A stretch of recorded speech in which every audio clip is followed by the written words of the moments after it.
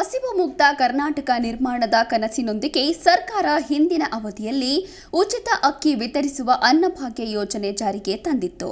ಸದ್ಯ ವೃದ್ಧರಿಗೆ ಅನುಕೂಲವಾಗಲು ಮನೆ ಬಾಗಿಲಿಗೆ ಆಹಾರ ಧಾನ್ಯ ತಲುಪಿಸುವ ಯೋಜನೆಯ ಬಗ್ಗೆ ರಾಜ್ಯ ಕಾಂಗ್ರೆಸ್ ಸರ್ಕಾರ ಪ್ರಸ್ತಾಪಿಸಿದೆ. ಇದರ ಮಾಹಿತಿ ಇಲ್ಲಿದೆ ನೋಡಿ. ಇನ್ಮುಂದೆ ಮನೆ ಬಾಗಿಲಿಗೆ ಬರುತ್ತೆ ಆಹಾರ ಧಾನ್ಯ. ಹಸಿವು ಮುಕ್ತ ಕರ್ನಾಟಕ ನಿರ್ಮಾಣದ ಕನಸಿನೊಂದಿಗೆ ನಮ್ಮ ಸರ್ಕಾರ ಹಿಂದಿನ ಅವಧಿಯಲ್ಲಿ ಉಚಿತ ಅಕ್ಕಿ ವಿತರಿಸುವ ಅನ್ನಭಾಗ್ಯ ಯೋಜನೆ ಜಾರಿಗೆ ತಂದಿತ್ತು. ಈ ಬಾರಿ 80 ವರ್ಷ ದಾಟಿದ ಹಿರಿಯ ನಾಗರಿಕರನ್ನ ಗಮನದಲ್ಲಿಟ್ಟುಕೊಂಡು ಅನ್ನ ಸುವಿಧಾ ಯೋಜನೆಯನ್ನ ಜಾರಿಗೆ ತರಲಾಗುತ್ತದೆ ಎಂದು ಸಿಎಂ ಸಿದ್ದರಾಮಯ್ಯ ತಿಳಿಸಿದ್ದಾರೆ.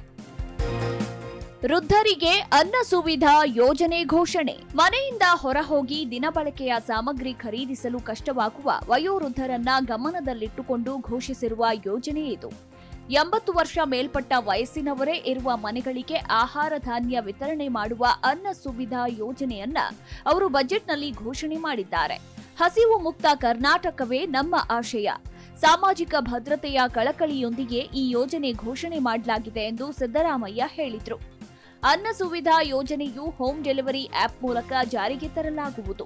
ಈ ಯೋಜನೆ ಮೂಲಕ 80 ವರ್ಷ ವಯಸ್ಸು ದಾಟಿದ ವೃದ್ಧರ ಅಥವಾ ವೃದ್ಧೆಯರು ಮಾತ್ರ ಇರುವಂತಹ ಮನೆಗಳಿಗೆ ಆಹಾರ ಧಾನ್ಯ ವಿತರಣೆ ಮಾಡಲಾಗುತ್ತದೆ.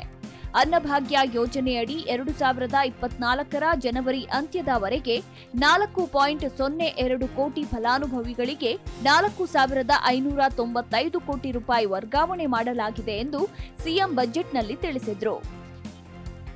ಹಸಿವು ಮುಕ್ತ ಕರ್ನಾಟಕವೇ ನಮ್ಮ ಆಶಯ.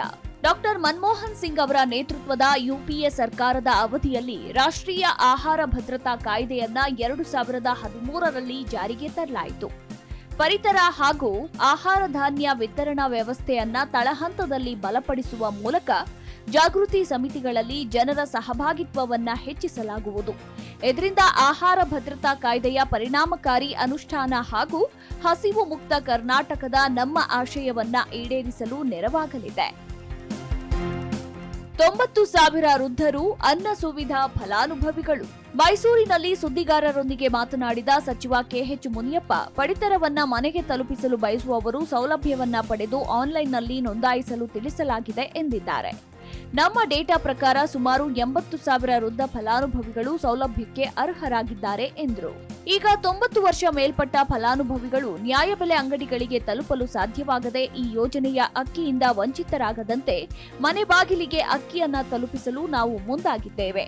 ಅಗತ್ಯವಿದ್ರೆ ದೈಹಿಕ ವಿಕಲಚೇತನರಂತಹ ಇತರೆ ಫಲಾನುಭವಿಗಳಿಗೂ ಈ ಯೋಜನೆ ವಿಸ್ತರಿಸಲಾಗುವುದು ಎಂದು ಇದೇ ಸಂದರ್ಭದಲ್ಲಿ ಕೆಎಚ್ ಮುನಿಯಪ್ಪ ತಿಳಿಸಿದರು.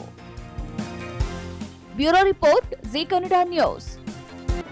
ಜಿ ಕನ್ನಡ ನ್ಯೂಸ್ ಈಗ ನಿಮ್ಮ ಮನೆಯಲ್ಲೇ ನೋಡಿ. ಎಲ್ಲ ಕೇಬಲ್ಗಳಲ್ಲಿ ಈಗ ಲಭ್ಯ.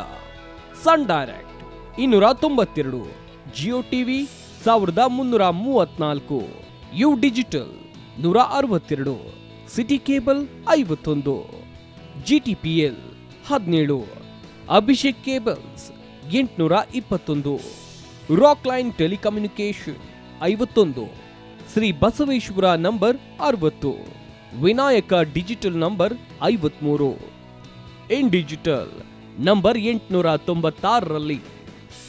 ನಿಮ್ಮಿಸ್ತದ ಜಿ ಕನ್ನಡ ನ್ಯೂಸ್ ನೋಡಿ ಆನಂದಿಸಿ.